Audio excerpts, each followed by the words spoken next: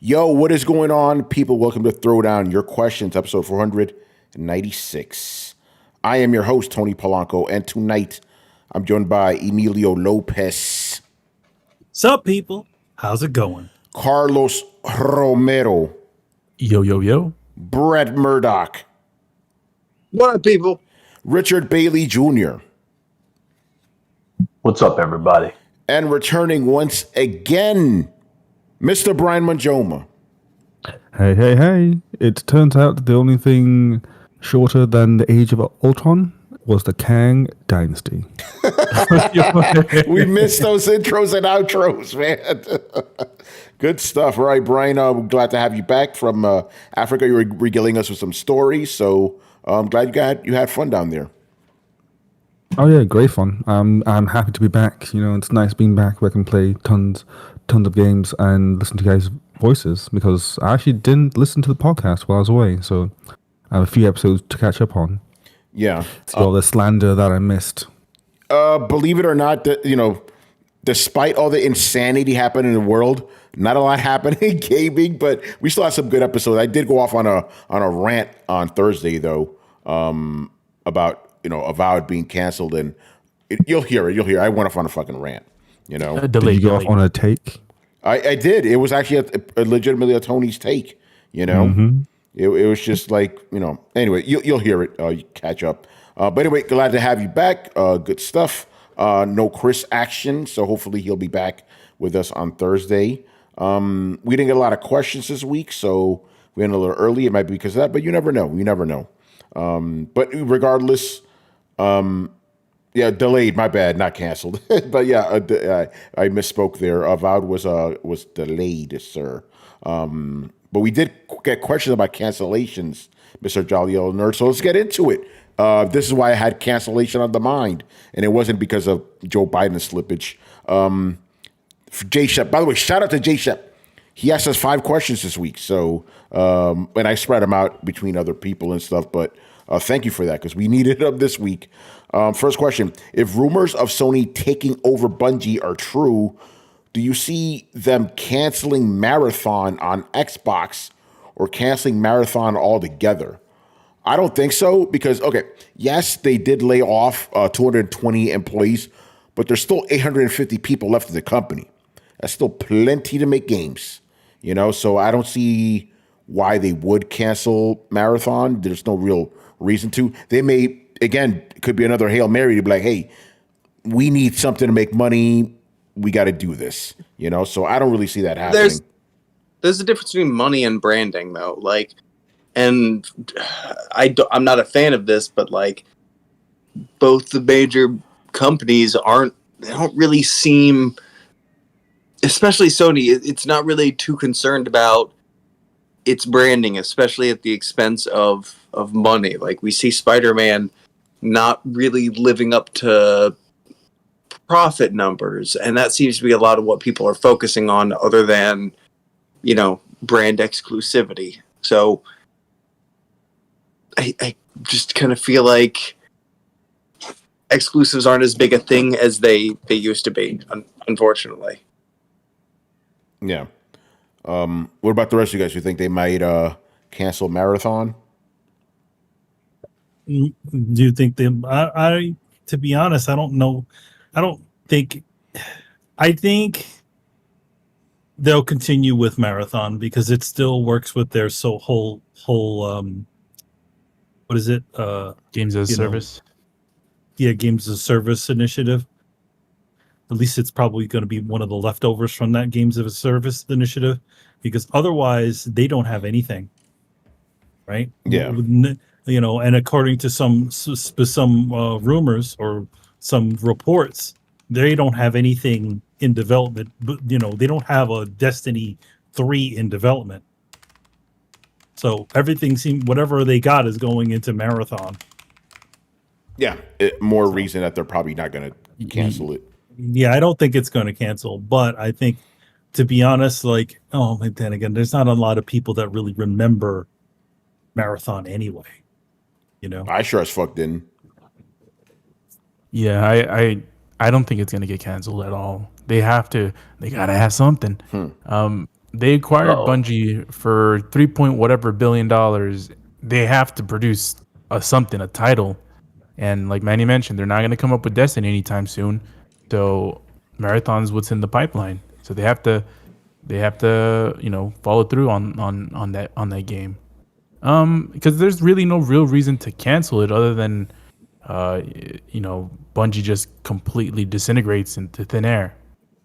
And like Tony mentioned earlier, there's still over 800 employees. Like, I mean, cancellations, I mean, the layoffs are pretty tough, but they still have a big enough studio to develop AAA games. It's not like 600 developers can't do that. Yeah. Definitely can. Yes, I don't think it's going to get canceled. All right, next question here. Also from Jay Shep. If Microsoft's quarterly financial reports show that Xbox console sales are down 42% this quarter and 28% year over year, I know that Sarah Bond stated that they will have another console, but do you guys believe shareholders will approve of another generation of Xbox consoles after these results? I don't know if the shareholders have that kind of power to be like, you're not going to make another Xbox console. I don't think they're going to do that. Yeah. So I don't. Yeah, go ahead, Carlos. Go ahead. Yeah, shareholders. I'll tell you this much: shareholders barely care about an Xbox console, because shareholders, for the most part, Microsoft shareholders, most of what they care about is Windows and Azure and Surface and everything that makes the bulk of the money for Xbox. I mean, for Microsoft, Xbox is a small part of that.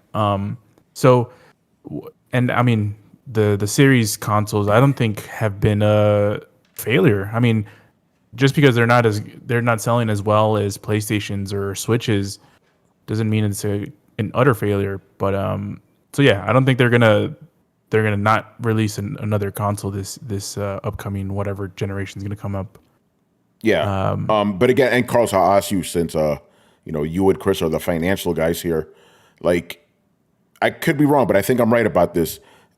These companies don't go to shareholders to tell them, hey, here's the ideas we have. What do you think? Should we follow through? It doesn't work like that. It's like, here's what we're planning, and the shareholders either like it or don't, after the fact, after they've already done it. Like, basically, they don't go to shareholders to get ideas approved, Yeah, either that or there's just a whole bunch of shareholders complaining about something that's going on. And so far there hasn't been, complaints about Xbox releasing a console. Yeah. And to your point, shareholders even right now, because I guess now they could in theory be like, hey, sales are down, don't make another console. But like you said, they probably don't even give a shit. They don't care because they're not investing in Xbox, they're investing in Microsoft, and Xbox has very minimal impact on Microsoft as a whole.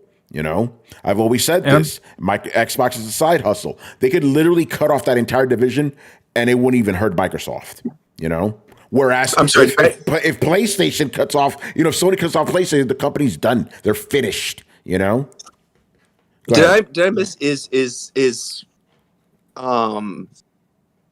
the gaming division of Microsoft not profitable? It's not that it's not a big money driver like Surface and Windows is. Understand? No, I get that, but are they not making a profit? That I don't know. No, they are. They are, but the question is sort of just in terms of consoles. Yeah. Not Xbox. I know. I'm going somewhere with this. Let me cook. Okay. So I guess where I'm kind of going, and you guys, excuse me, I have the hiccups. I guess where I'm kind of going with this is what bears this sort of question? Like, what leads people to believe that Microsoft would close down a perfectly profitable section of their company for what? Because it's tailing off at the back end of a console generation.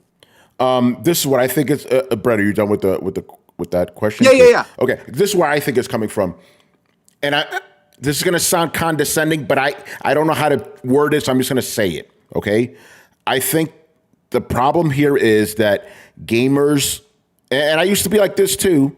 Gamers generally think console sales are the only thing that constitute success. If you saw the full report, Xbox console sales are the only things that were down for the Xbox division.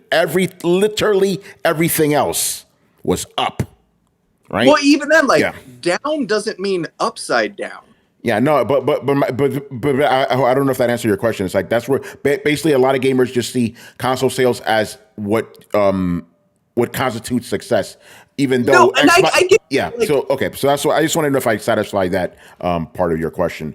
it does. Yeah. Like it seems ridiculous to me because, like, by that logic, if you have a kid and they get straight A's, and you take them out to like Pizza Hut, and then the next semester they get straight B's. And so you take them out back behind the shed and shoot them. Like not doing as well is not the same as doing poorly. Yeah. By the Right? way, Like, and real I quick, get the that. question wasn't about if Xbox is going to shut down. They said, are they going to not make another console? That was the actual question. Yeah, but I see pulling out of the console market as a kind of a half failure. Yeah. So like, yes, like I get that Xbox consoles are slowing down, but like, dude, we're on the back half of a generation here. Like, I feel why would like- they not? I feel like the question is valid just for the simple fact that Microsoft is just venturing and stretching out their reach across so many other platforms, where it seems in a business perspective, making a console takes a lot of money to R&D to develop and everything. So if you're stretching your hands to, let's say, we got Fire Stick now compatibility with Xbox.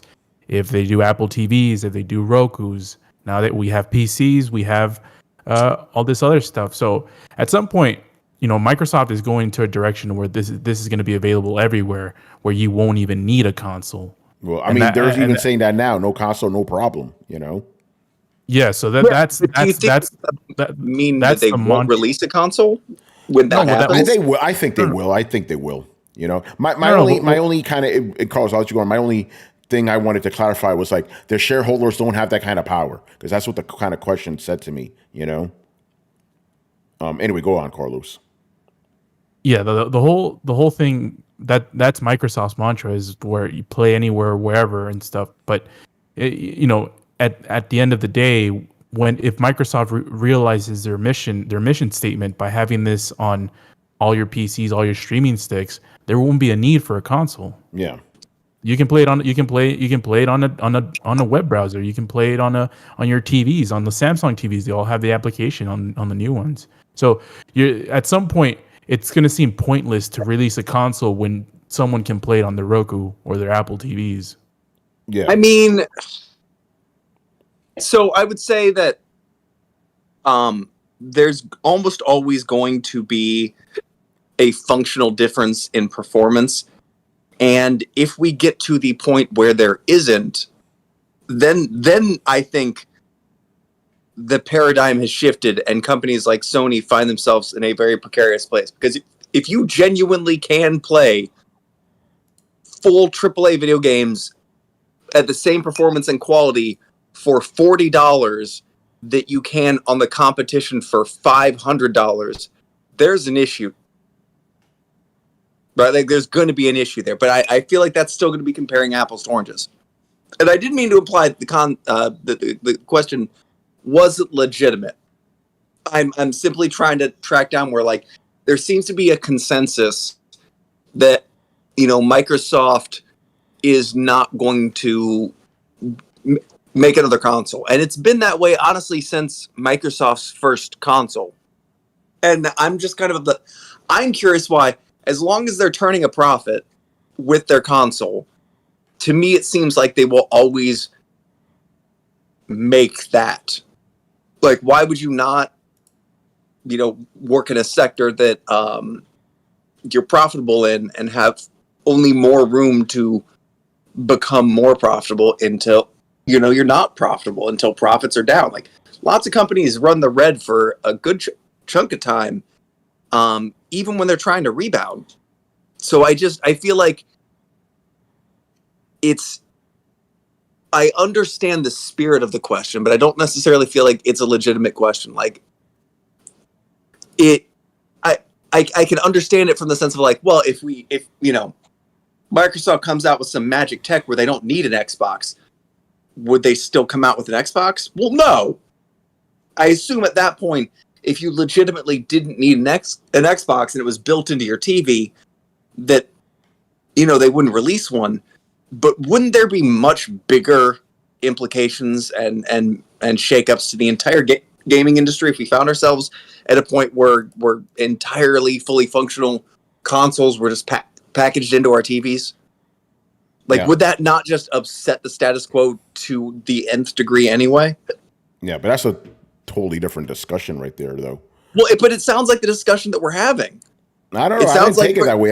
The question to me seems like, hey, if these consoles don't sell, will Microsoft stop making them? That's pretty much the question, Okay, so it is don't sell. Okay, so like, yeah, so I guess to me, it doesn't matter whether they're selling or not selling. As long as they're selling enough to be profitable, they'll continue making them.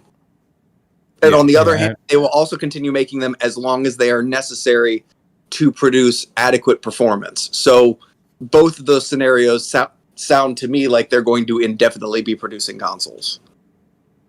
Yeah, and consoles notoriously throughout the generations have not been known for being mega profitable just from the hardware aspect. So the main purpose of the consoles is to sort of be the Trojan horse to the services that the platform produces, like Xbox Live and PSN and all the games and stuff like that. So that's the point of a console. And with PlayStation, they're the fucking status quo. Well, Nintendo is mostly the status quo, but Sony is not far away from Nintendo as being the status quo of gaming. And Microsoft is the one, trying to get into this paradigm shift where they're trying to reconstruct what it means to be a video game publisher, and Game Pass is sort of that rift in that whole scenario. So there will come a time where enough people have access to Microsoft Game Pass, whether it's the PC or whether it's a streaming stick or whether it's TVs, whether it's another console or who knows what. But there will be a time where Microsoft is going to be like, we already have the reach. There's no point to releasing a console that's just going to break even. I mean, break even, yeah, but that sounds like, by that logic, why would they keep making 90s series cards? Well, because the whales are going to buy those cards. That's why. And the whales will buy the consoles even when it's tied into the TVs. Like, it's the same customer base, same concept. Yeah, no. Well, I think that makes sense. GPUs and consoles are completely different scenarios because GPUs have, people buy them for wait, what was it? Oh, Manny, can you mute yourself, please? Sorry. All right, go ahead, Carlos. People buy GPUs for PCs, for what do you call those? Data servers for mining, crypto mining and stuff. So there's multiple uses. The only reason you buy a console is to play games and to do things that people rather do on other stuff. Like people rather watch Netflix on a Roku or a Fire Stick or an Apple TV for the most part. Yeah, that's a good point. We probably shouldn't be comparing PC to console. Go ahead, Brett. You get. I will say it this way: you can say all you want that there wouldn't be a sector for people who would buy an Xbox, a new Xbox console, for the performance boost. But I am one of those people. Like, we have one on the panel, sit right here. So like, how would you think that people wouldn't, like, if you can get an Xbox in your TV and you can get an Xbox in a console, like, and that's why I just kind of gone off on that diatribe, because like, they're not going to be the same experience. They're not going to. And if we live in a world where they are the same experience, then we need to have a different discussion. Well, I'm pretty sure Microsoft is gearing towards making it an equal experience. Okay, but that's what I'm saying. If you can we need to have the discussion where, so in this world where Microsoft might stop making consoles, you're telling me that they can provide a service for $40 that it takes Sony to provide $500. Like, you're telling me in that world that would be when Microsoft I guess in that sense, would Microsoft stop selling consoles? Yes, because they'd have the whole industry on fucking lockdown at that point. Well, that's what they're trying to do. And if the answer, like, so I guess, yes, I'll change my question. Like, yes, Microsoft will stop making consoles when they dominate the industry to the point where they don't need to make consoles anymore. I almost feel that it's not a domination situation. I'm thinking it's a situation of like, if there's a really big difference between the two.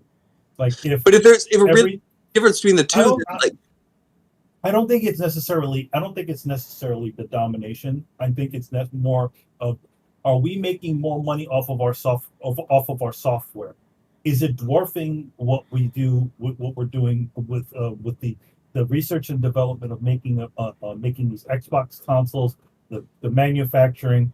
If they can say at that point where there's a huge difference between the difference between making consoles and just continuing with their service, I would think they would make that decision. But I don't think that the numbers right now really dictate that. And I don't think the numbers will ever dictate that, having to give 25-30%. Yeah, I think it's like, if there was like I said, there's like, obviously it's mostly the software that they make their money off of. It's not officially, in the beginning, it's not their consoles. So I'm thinking, like, if there is a big difference between them, and they see it's like, okay, you know what? Maybe we can just now, since our services and all that other stuff is all doing better than the actual consoles, maybe they'll make the cut on that end. But I don't think that's going to happen anytime soon. Yeah. All right. Let's move on. We got more questions here. All right. Here's Tumeke sponsoring a J-Shep question. Also, about Xbox. And this one kind of ties into, it is about Xbox. But anyway, it kind of ties into what we've been talking about, but maybe not. I don't know. An anonymous Phantom Blade Zero developer claimed that no one needs this platform when referring to Xbox. What are the panel's thoughts? Also, there's an update. But Rich, I want you to get here because you said you had some thoughts on this. Yeah, so let me start off by saying I saw this story circulating over the weekend. I thought it was absolutely absurd from the minute that I saw it. Shout out to all the websites that reported on this, including Insider Gaming, whatever the hell you want to call them. Completely ridiculous. And the reason, I just wanted to start off by saying this. As I have said on this show already, I played this game during Summer Games Fest. I've actually talked to the devs when I was there, spent a good amount of time checking out the game, saw the reaction that people had to the demo. I can tell you from firsthand experience, these devs want as many people to play their game as possible. The game is nowhere near being completed. This is the whole reason why they're now doing a tour where they're releasing this demo. There's going to be a demo at Gamescom, a couple other shows, and Tokyo Game Show as well. So I have no idea when the game is coming out, but judging by the reaction, they were very happy with so many people wanting to get access to the game, wanting to play the game. I'm not saying that I know for sure it's coming to Xbox. I'm just saying right now they're not thinking about that. They're thinking about finishing the game. Then they'll worry about where it's going to get published. What we do know is that it is coming to PS5 and PC. We know that because they confirmed that when they announced the game in the first place. So what I would like to tell people is, before you jump to conclusions on a story, you need to see who is reporting the story, what is the source, what is the facts. Because that quote that was released tonight from the actual official Twitter account says otherwise. Like, again, we're not thinking about that right now. We're worried about finishing the game. And they don't want to shut out anybody from not playing the game. So I just thought that was ridiculous that story went out there like that. But I'm not surprised that somebody would ask a question about that, because we know some people that we know don't like Xbox. So it is what it is. We know that. So I just wanted to say that. But continue. Yeah. No. Again, I did find because obviously, like you said, the people that really latched onto this were the fanboys. Like, oh look, he's saying Xbox isn't needed. He's right. It's a trash console. All this stuff, and then here comes the official developer saying, by the way, we don't endorse that statement. Oh, and what was his supporting argument? I'm curious about that. I'll read. Oh, you mean the original dude? Yeah. Let me see if I could pull it up. I don't even know if he had a supporting argument. He just said, Can I read the tweet? Because that just sounds, I'll be honest, that sounds like an objectively stupid statement. Yeah, because, but Carlos, before we go on, because Rich, I kind of saw the headlines. I thought that was stupid too. I just assumed something was lost in translation. Remember, dude is Chinese, so I had to translate it. So I'm assuming, something was lost in the translation, Go ahead, Carlos, what were you going to say?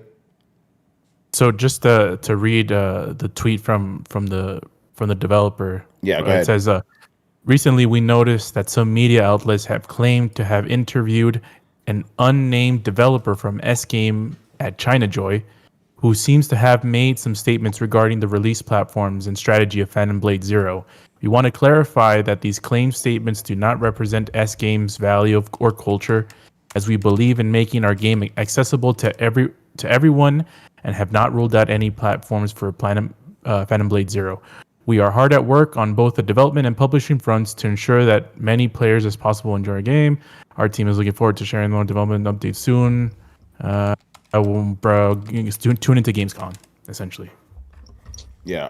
So the original story was, and I'm reading this from Game Rant, Phantom Blade Zero developer says nobody needs Xbox, which is it's a hell of a statement there, buddy.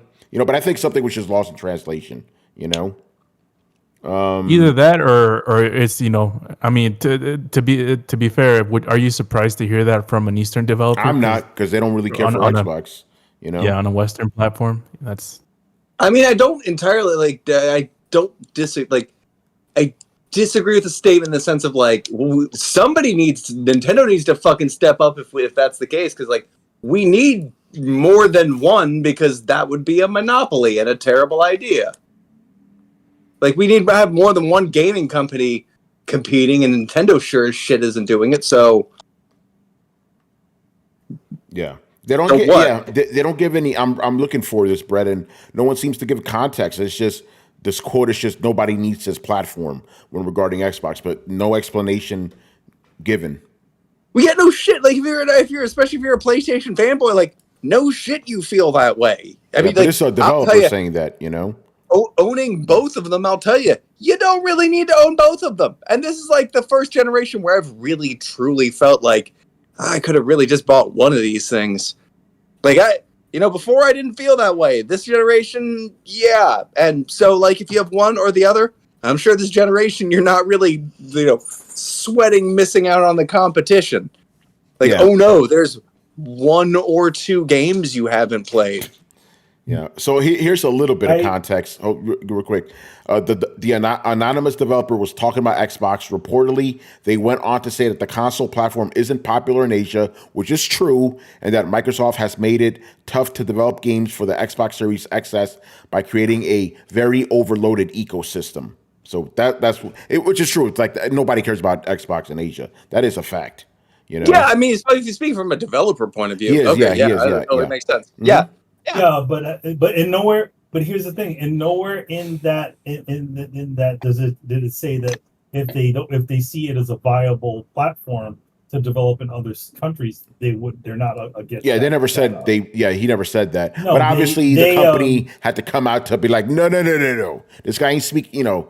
This guy ain't speaking for us. He ain't with us. The other thing, it's they're anonymous, anonymous. Yeah. I mean, it's how do you even confirm something like that? You don't.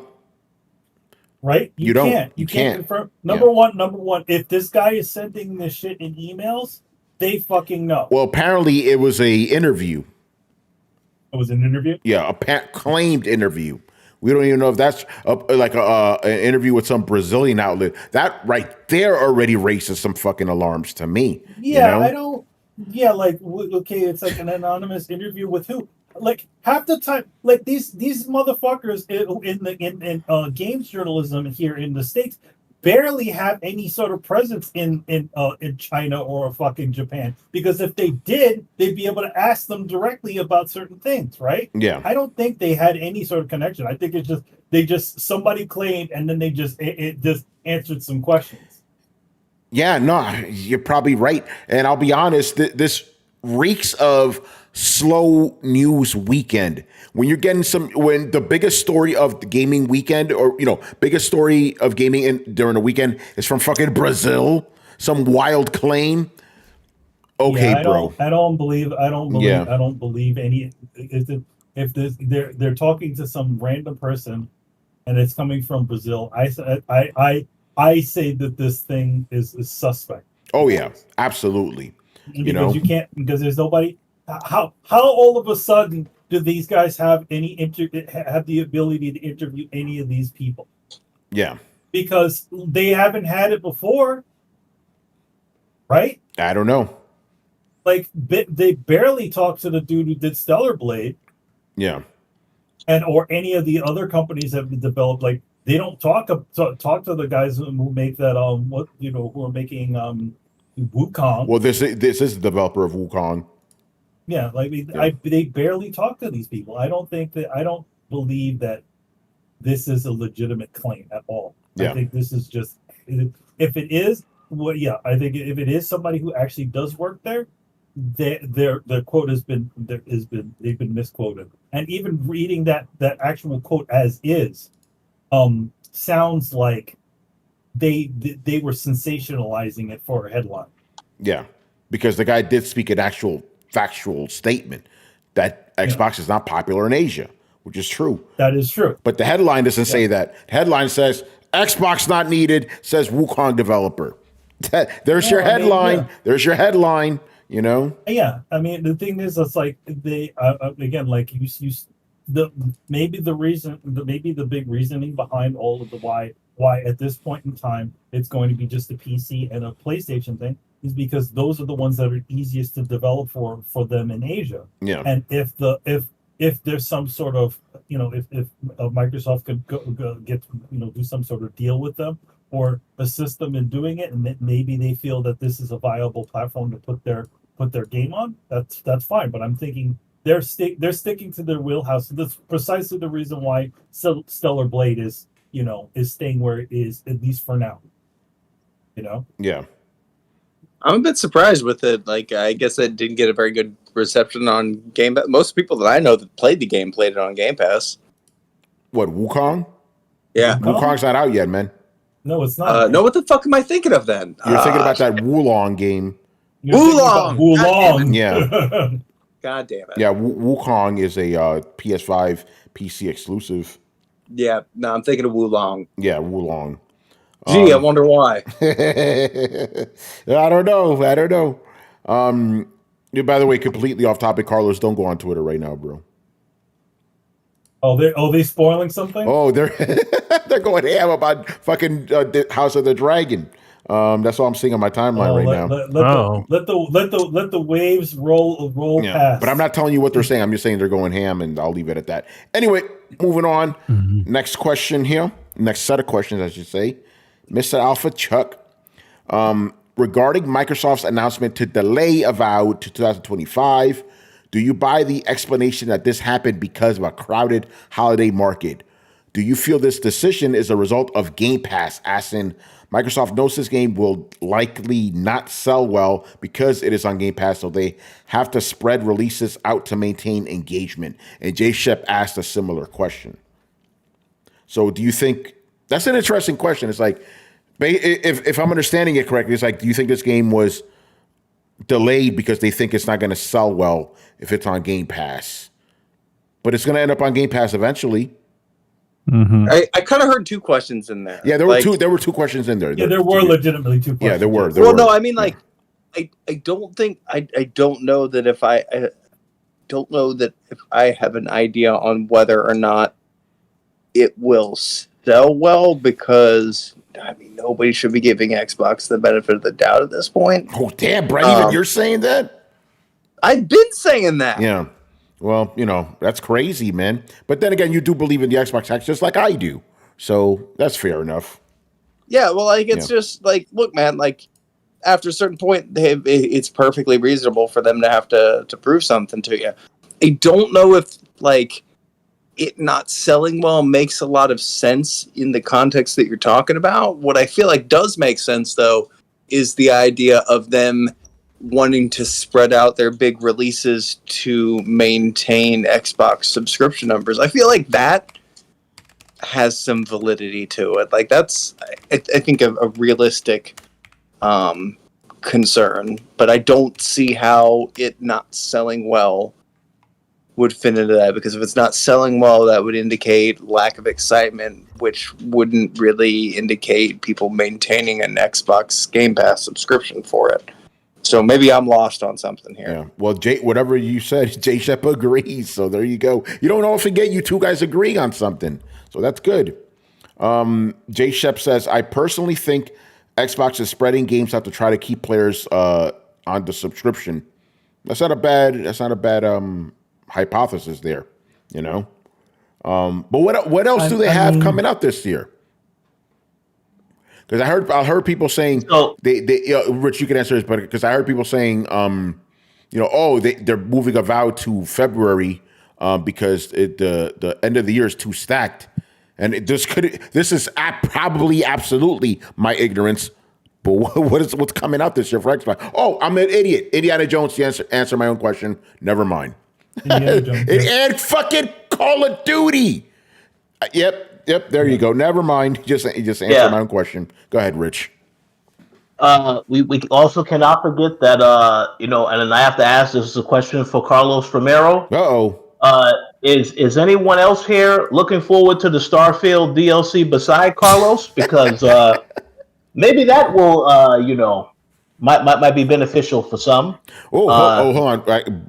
I gotta stop you right there, Brett, because you haven't been here for a little bit. Are you excited for that Starfield DLC? Will that get you back? Would get me back to Starfield? Yeah. Nah, son.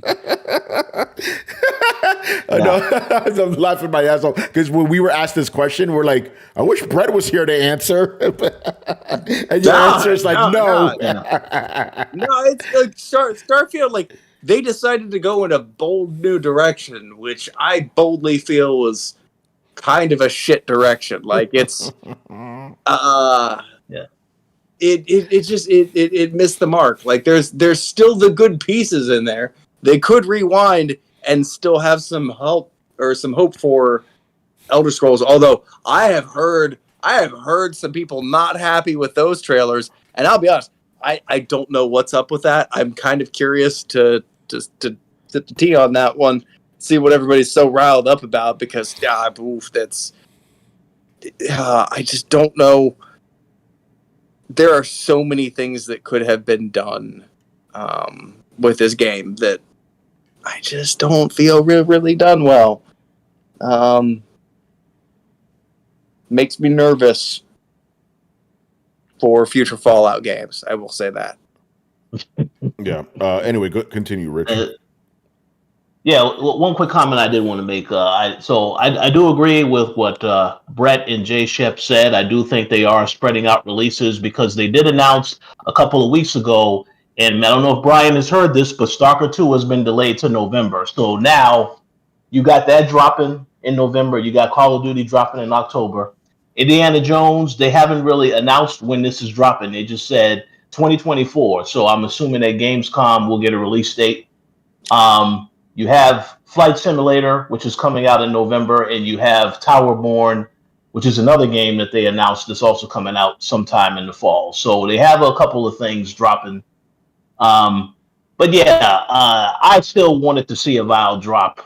I mean, Microsoft hasn't dropped too many, really any exclusive games this year, with the exception of Hellblade 2. So I wanted them to continue to move forward. But hey, if they want to push this out into February, it does have an official date, February 18th. I'm fine with that. But yeah, we'll see what happens.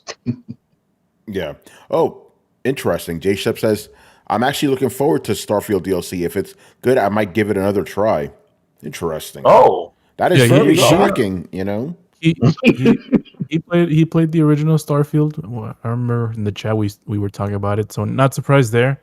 I mean, we are kind of in a dry period right now with new releases, so whatever I mean, can get people excited.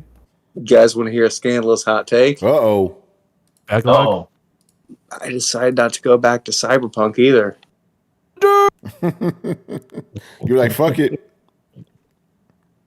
Yeah, it's just tough to get me to give things a second chance after I've kind of made up my mind on them. Yeah, I don't blame you. That happens. Yep. Yep, that happens. I'm like that too, you know? See, with Cyberpunk, it was interesting because I never gave up on it. I was like, I like this game, you know? I enjoyed my first time. I'm like, I don't really know if there's enough here to really justify another playthrough. And I don't know that I just want to pick up from a character I've forgotten everything about. Yeah, I think that's fair. All right, man. Good question there. Good responses. Moving on. Another one from Alpha Chuck. Actually, hold on. I found it. Another Xbox exclusive coming this year. Microsoft Flight Simulator 2024 comes out in November. I know that may be a joke, but that game actually legitimately does sell well. So, I wonder if we could fly to Epstein's Island again, like the way that came out last time. Oh man! All right, Alpha Chuck, another one. How much of an indicator of a game's success do you attribute to player count, and more specifically, player retention? There are always articles flooding the net with titles of X game loses Y percentage of players since launch. Helldivers and Palworld have seen the brunt of these lately, and they leave me scratching my head as to why this is being portrayed so negatively. Every game has a diminishing player base except for the industry juggernauts. Brian, I'm going to let you start off because you're very passionate about this, because every time we bring up one of these stories, you're like, why are we talking about this? Because it's interesting to know how the game is being taken by the audience, right? Because again, take Palworld and Helldivers. Like, I guess I'll focus more on Helldivers than Palworld. So with a game like that, it's very co-op focused and very community based. So obviously, if there's a reduction in that community, then the whole game is massively affected. Because you can still play it by yourself, but I've heard that it's just not as fun by yourself, and I'm guessing that there may be like a difficulty curve to get over if it's just you. So with a game like that, the player count and retention is highly important, as that's what keeps the player base that's what keeps the game alive in the community.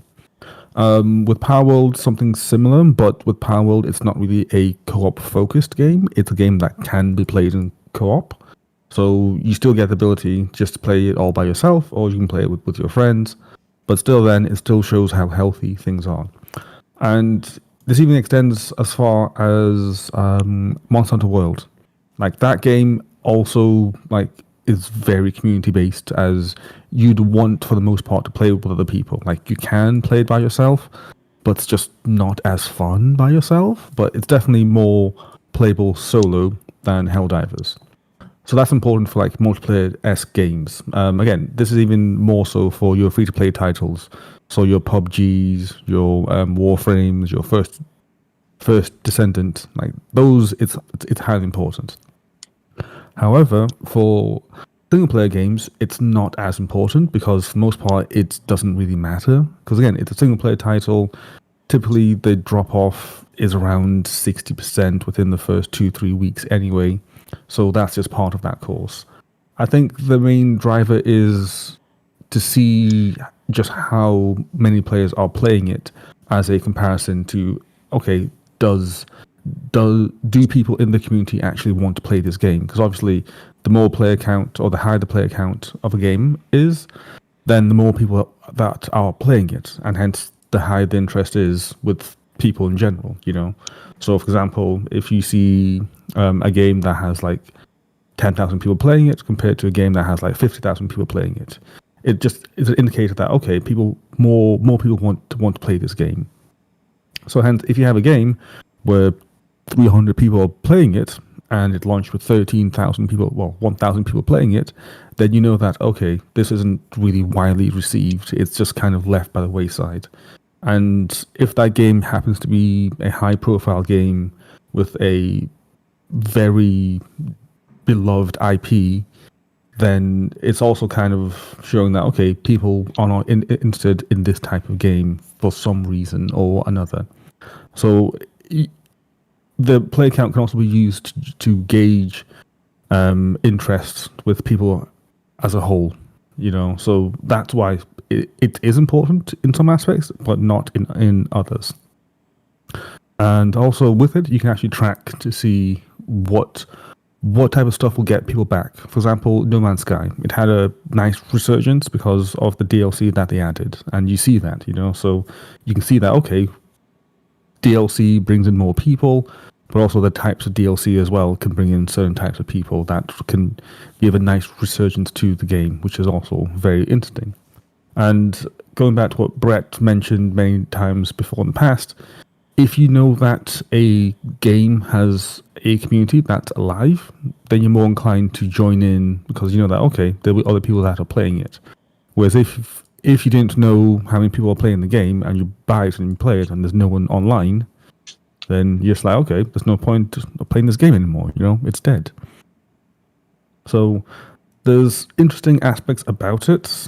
That's why you kind of need to understand, okay, what type of game is it? Is it single player? Is it multiplayer? Is the multiplayer competitive, cooperative? Is it a mix of both? Can you still do solo or not? And once you know that, then these numbers start to be very interesting. Which is why I find them to be fascinating myself, because you just get like some really cool ideas. For example, GTA will always be in the top 10 because it's GTA, so you get some outlines like that, which you can just scratch off. But it's still kind of interesting to know that, okay, GTA is still highly played, Call of Duty highly played, but these are the staples, so they're not important in the aspect of, okay, let's gauge how popular it is. It's more just like, okay, this is interesting to note. So, for example, Elden Ring. Like, Elden Ring has more players on Steam now than GTA and Call of Duty. Makes sense, that they had the DLC. It was a really good DLC, unless Brett and Carlos and Tony say otherwise. I don't know. Still is. So Still playing it. So yeah, so it shows that, okay, there's something that this game is doing that people like. Hence, there's interest and resurgence, But then, as you say, that there'll always be some staples like Counter-Strike and Dota and whatnot. So yeah, it's just kind of fascinating to see how these numbers are. Like, the one thing that I would love to see, which we'll never get, is numbers for Sony and Xbox about these games. Like, how many people are playing these games on these platforms? Like, we'll never get those, which I think is disappointing. But I think it would be nice to have like a similar thing where, like, every day they post. Again, they'll never do this, but every day they'll post like peak players for that day and what's most played in that hour, because they have these numbers. We know they do, since they give you like that thing at the end of the year where it says, oh yeah, your most played games is this by this many hours. So they know how many people are playing X game at any time. So it would be nice to see that, but then obviously that would lead to lots of console war nonsense. So I don't know. Yeah, that's my take on it. All right. Carlos, you were going to say something? Oh no, I was just gonna agree with Brian about Elden Ring DLC being good. It was. Well, other than that, I also want to mention Destiny 2 as being part of that conversation. It's been, people have been talking about how the last DLC hasn't been performing as well. But yeah, it's you can obviously tell when a game is doing well. For example, Power World, it doesn't matter how down it goes. It might not be sustaining itself, but I feel like overall it's been a success. I don't think there's any measure for it to be on the contrary. So, I feel like that's just the way to discuss these games. Because for me, it's just difficult to go on discussions about games where it's like, let's say it's GTA 5. It's like, well, GTA 5, players dropped down 20% from last year. It's like, well, why does it matter? Because it's the best selling game of all time. Yeah. Or Power World dropped down in gamers 10% from month to month. It's like, well, Power World has outsold whatever the hell anyone could ever predicted for that game. So, I sometimes having those conversations is difficult. But when it's a game that just released, like I know, when we talk, I forgot which game it was that just released that had dismal performance when it comes streaming wise, when Steam numbers and stuff like that. Just talking about engagement, it's a better indicator in terms of a fairly newly released game. Like if a game's 2 months old, 3 months old, I feel like it's more fair to look at those numbers than year plus, because most of the gains have been made. And if it's a game that is, for example, games of service as a Fortnite, it'll just maintain itself. But not all games require that, because they've already made enough money to release a sequel or more content. Yeah. I mean, obviously, if a game has like high player retention over years and years and years, that's a success. So yeah. Yeah. All right. Moving on here. Last two questions of the night. Sponsored questions from Mr. Romudeth, sponsoring some more J-Shep questions. Okay. Mr. Romulan. First one here. Game Informer was shut down and its staff was laid off. I have very fond memories of reading and sharing Game Informer magazines with my buddies back in the day, even though I'll admit I haven't been supporting them for a while now. Do any of you guys have any positive or negative memories of Game Informer magazines? Do you want to get on a soapbox? Game Informer was one of those magazines I didn't really read a lot. I picked up a couple issues. I think most of the issues I have were just like GameStop subscriptions or whatever. But like I'm talking about before that, I was, like Manny and I specifically were really more into like Game Fan and stuff. We like that magazine. Game Informer, not really, again, it's like, oh yeah, it's that magazine, cool. But yeah, most of the issues. Go ahead. Yeah. Game Informer in general is kind of like the Weak Man's video game magazine. The surprising part it ended up being the last one. Yeah, because of its ties to GameStop. Because of its ties to GameStop, but yeah, in general, I never bought. We never bought. Game Informer.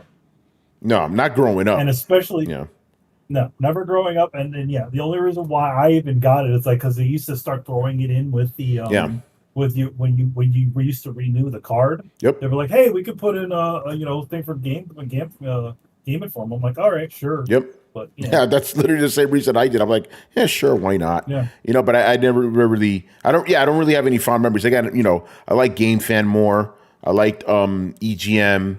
EGM was like the superstar. Yeah, that was the superstar.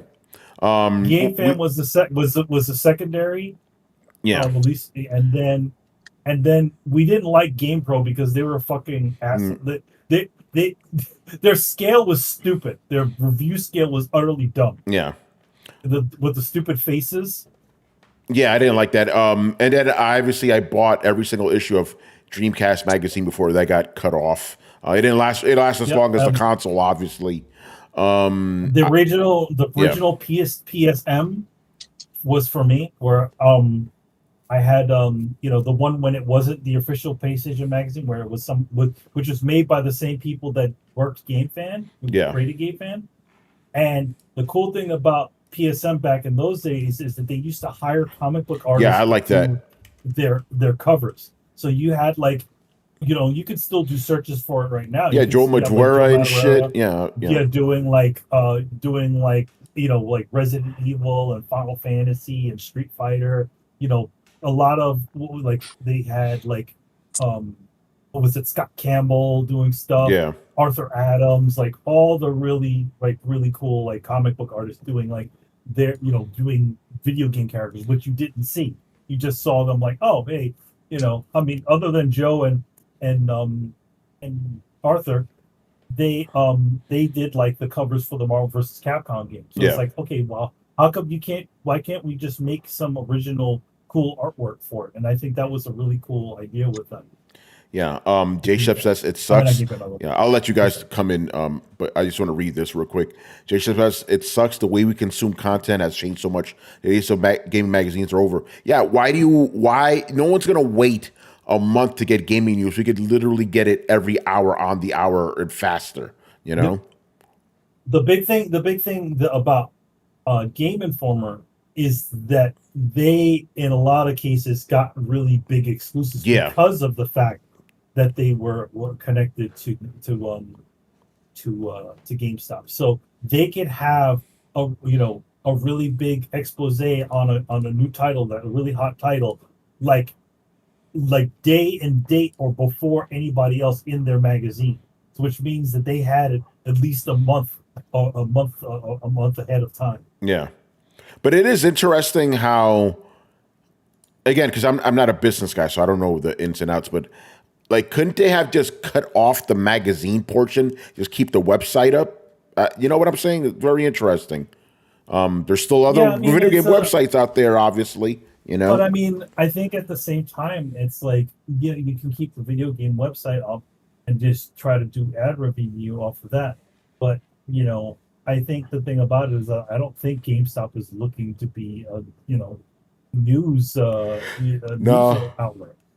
Yeah, they weren't. In itself, especially when GameStop got their hands on Game Informer, they were using that as an advertising advertising.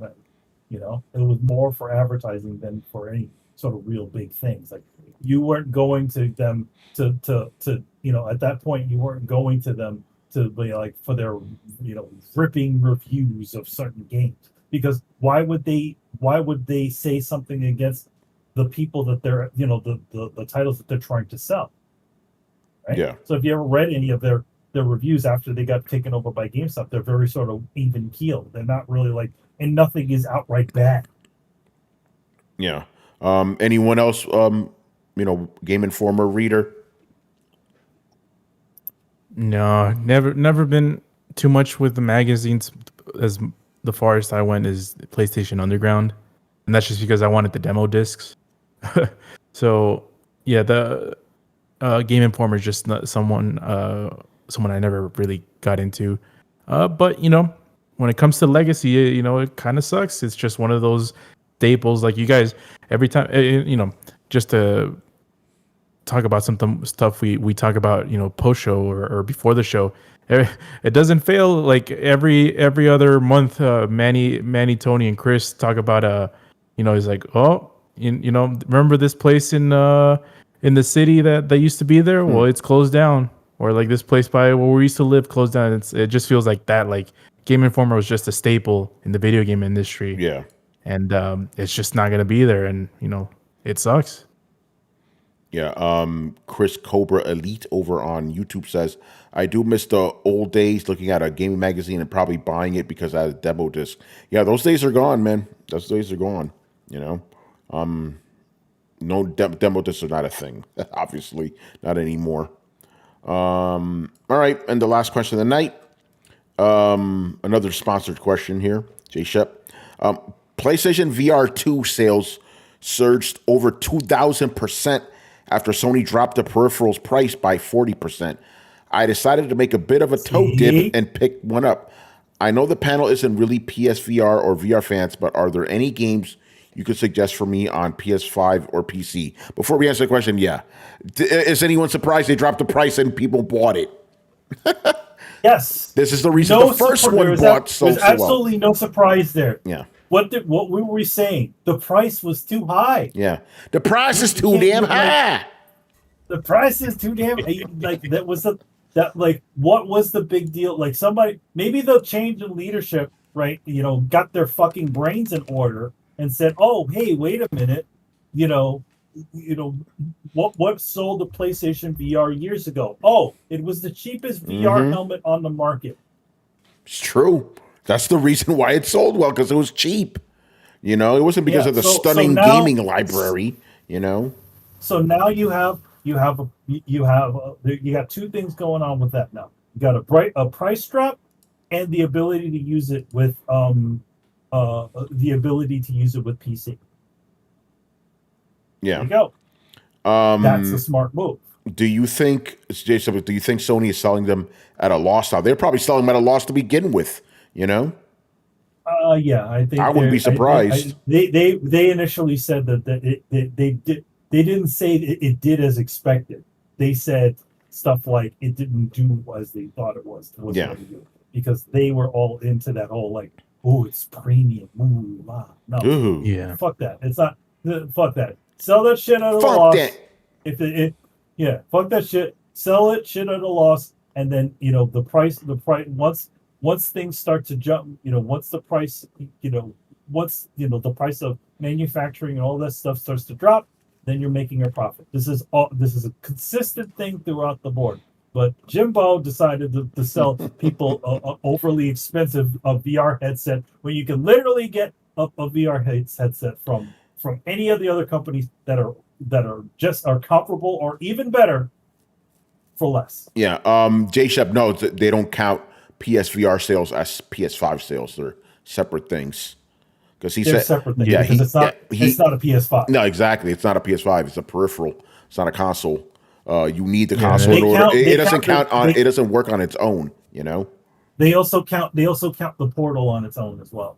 I mean, yeah. Yeah, because it's not.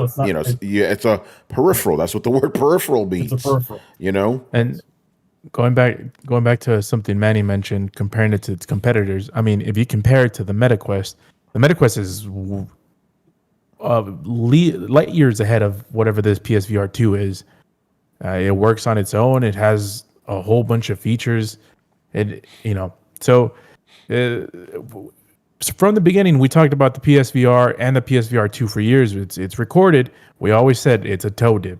It's a Sony doing a toe dip, and the PSVR sold more than expected, and they felt themselves. They were like, "Oh, look at us! Look at what we just did. Or let's toe dip again and just add a 2 to it and make it a little bit better." And it's make it more expensive. And it's more expensive, and it's not as good as its competitors left it in the dust. It's not even close, and that's why it's not selling well. Because if you made something that, go ahead. I was going to say the original PSVR wasn't even the most advanced headset. No, it wasn't. The thing about it, it was a cheap. It was not as expensive as the competitors out there. So what was it at the time? It was like was it $300? I think it was $400. Yeah, $400. Yeah, it was $400. I still have it if anyone wants to buy it. Yeah, I'm good.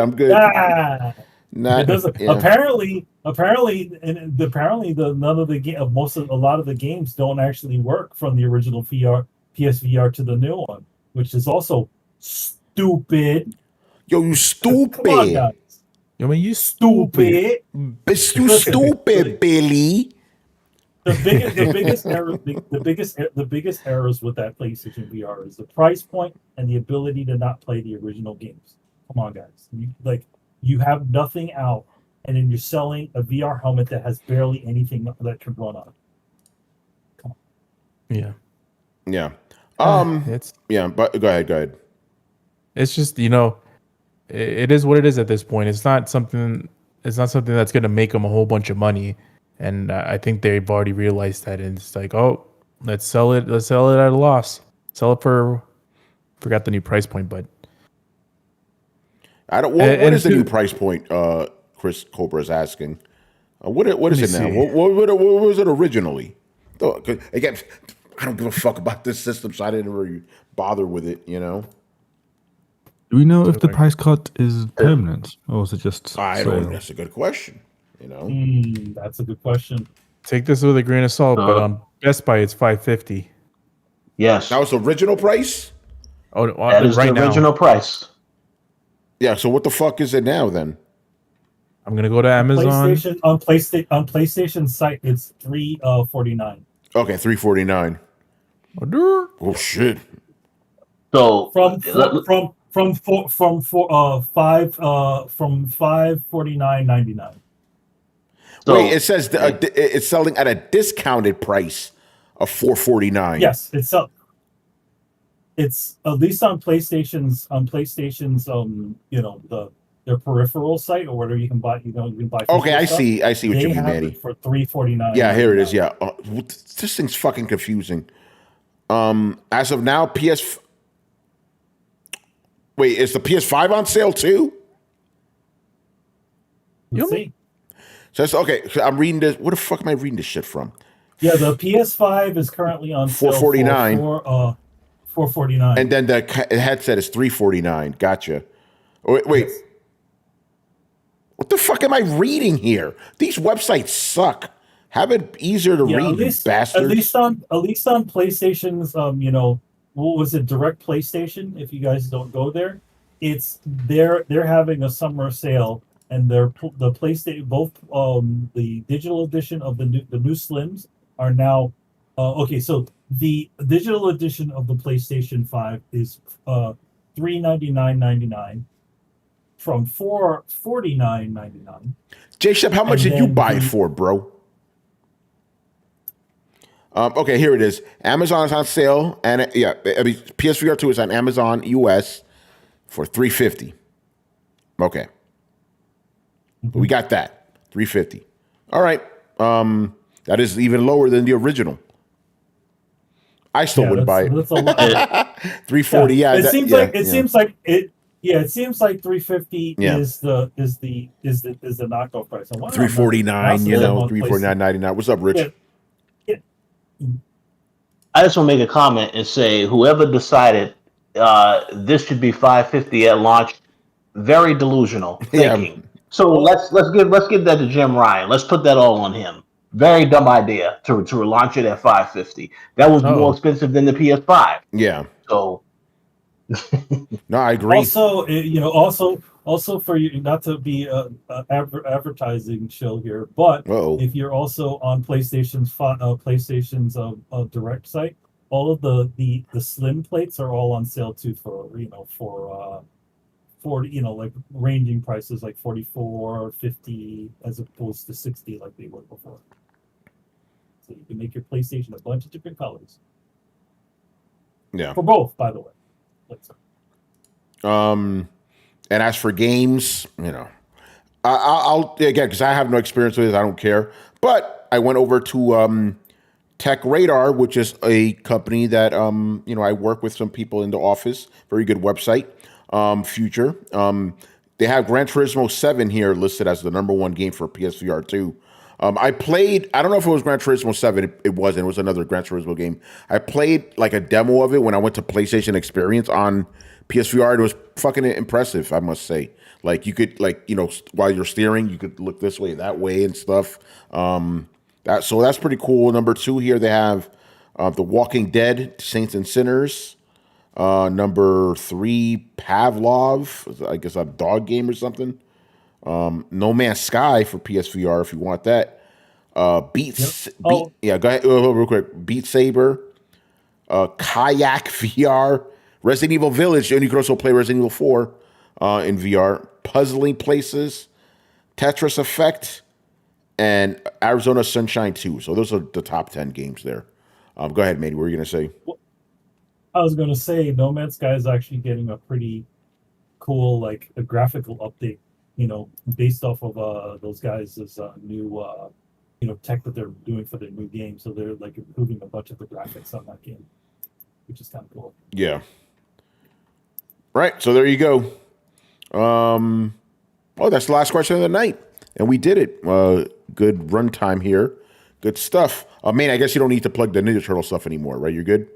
Nah, I mean, I mean, in general, thank you to everybody who really enjoyed that thing. I saw, I saw, a lot of people sending their really cool looking, what they've got, they got my cover and a couple of other things. So thanks a lot for picking up my specific cover or the Carberry Randolph cover if you could find it, because I hear it was incredibly rare.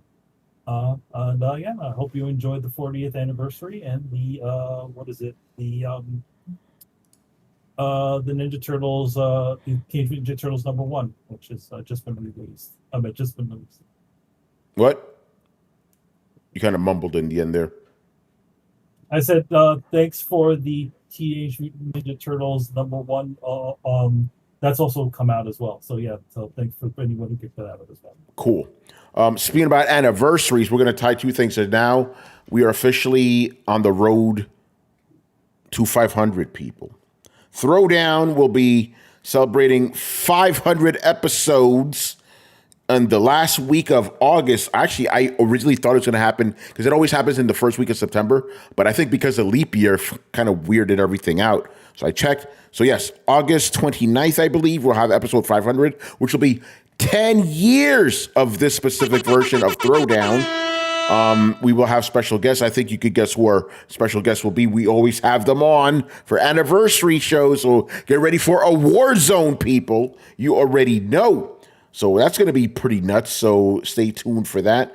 Again, we're on the road to 500 now. Episode 497 is this week. So yeah, last week of August, because August is 5 weeks this year. So there you go. So get ready for that. It's going to be good. Good stuff. And Rich, what do you have to plug, man? What's going on with the coalition?